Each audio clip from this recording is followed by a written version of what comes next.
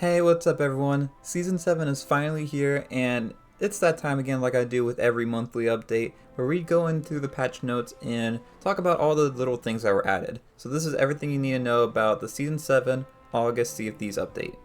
So I'm going to kind of just quickly go over the few big things that we had happen in this update, because I already talked about it in a lot of the other videos I posted this morning. So definitely check those out if you haven't already. But some new things that were added, of course, is buying your own ship and all the trinkets and the captain's log and all this other bunch of big stuff that was added. We talked about in one video about how the ship right now has a bunch of different stuff that you can do with it. So you can not only repair your captain's ship, you can buy supplies from them, and you can buy new voyages from them. Now these voyages are basically just repackaged versions of the other trading companies, and it's basically supposed to be a way that you can have on-demand voyages ready for you, so you can keep them stored in your captain's ship, and then while you're out, instead of having to come back to the outpost, you can just pick up a voyage there and go ahead and do it rather than go to the gold hoarders or something and pick up one. We talked about milestones in this other video. This one's really cool and I'm really excited for this one. The captain's logbook, I did not make a video on this one because it didn't seem like people really wanted me to make a video on it based off the poll I ran last night, but this is pretty interesting. It's basically this little book that you can put all your different achievements in, and if you sink someone else's ship, you can steal their captain logbook and sell it to the Reaper's Bones.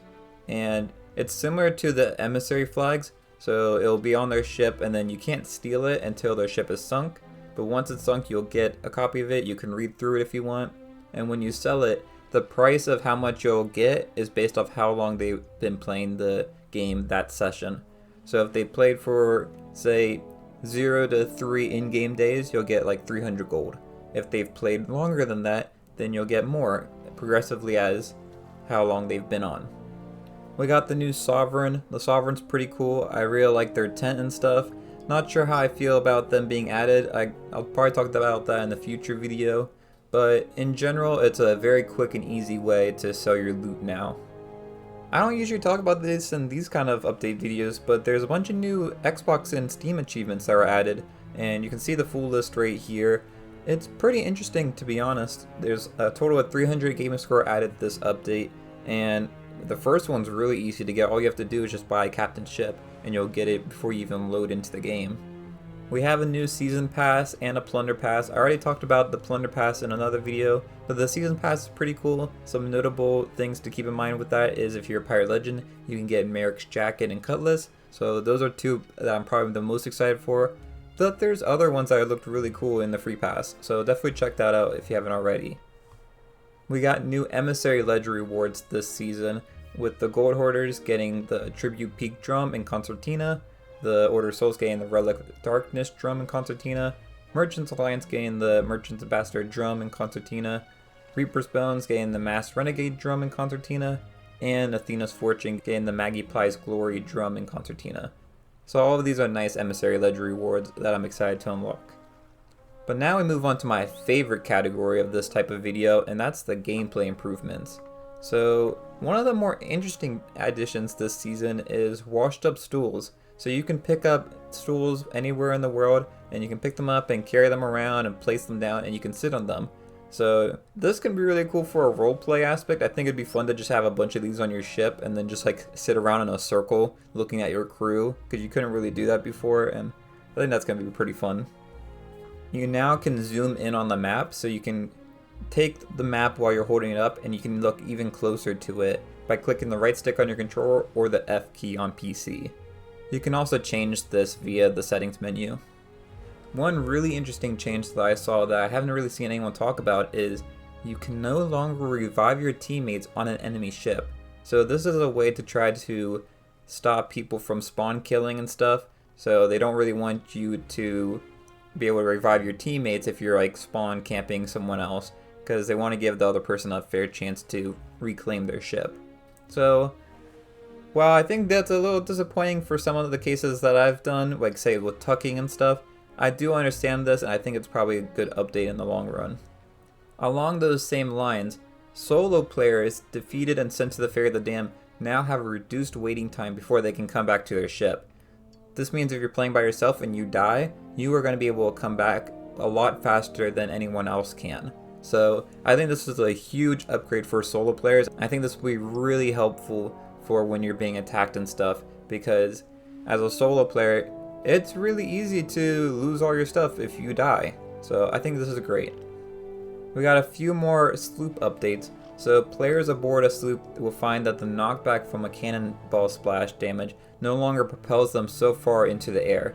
This makes it so you won't fall overboard too easily anymore. Sloop mass damage has been rebalanced, so the sloop is now more resilient than the other ship types, and it will take 2 chain shots to take it down compared to the original 1 chain shot to take down the mast. It will still take only 3 regular cannonball shots to take down the mast, but the chain shots have been nerfed when fighting the sloop.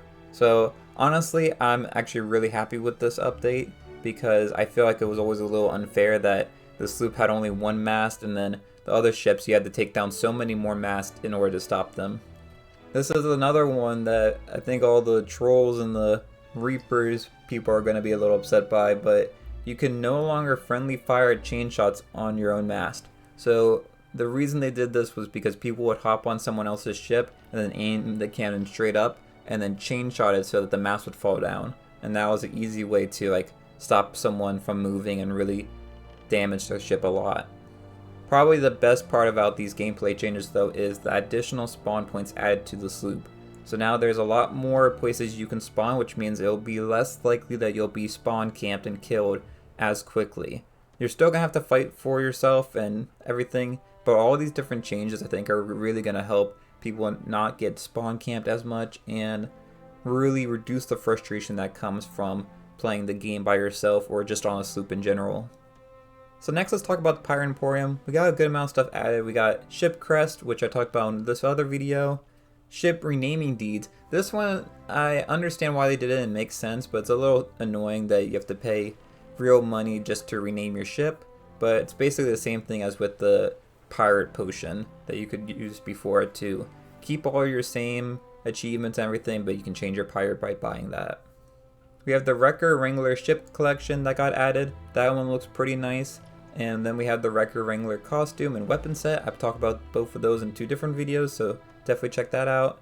A few other things, some emotes and stuff. We got our free emote for this month with the Promising Portrait emote.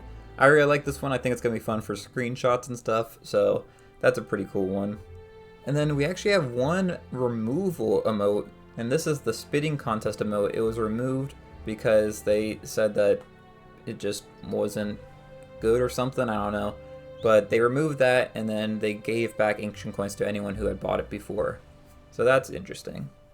Outpost Cosmetics. Alright, Outpost Cosmetics are really fun.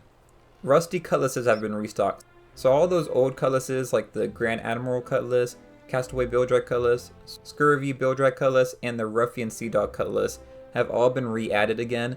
And if you don't know what those cutlasses are, definitely check out my ranking video on all the cutlasses.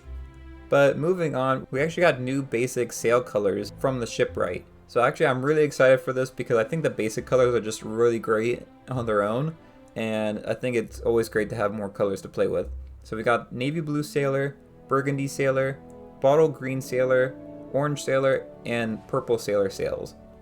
You can also place the new trinkets that were added at Outpost taverns, and you can place them in different spots for anyone to see. So that's pretty cool. I haven't seen that yet, but I'm very interested to see what that's like. One great change that they fixed from the previous monthly update is that now when emissaries pass through the tunnel of the dam, their broken emissary flag will fall into the water behind them. So this was something that I was really upset about I think a few months ago when we had that previous monthly update, and I'm glad that they reverted that change.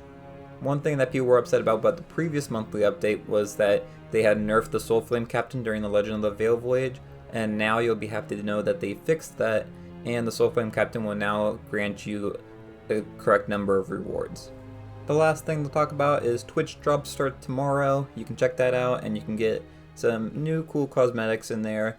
And I think this time it's a little different. You have to watch someone for at least 1 hour to get each reward. So that's a total of 3 hours, rather than before where it used to be you watch 20 minutes of someone each day. So you can watch someone for 3 hours on the first day and get all the rewards, or you can spread it out however you like.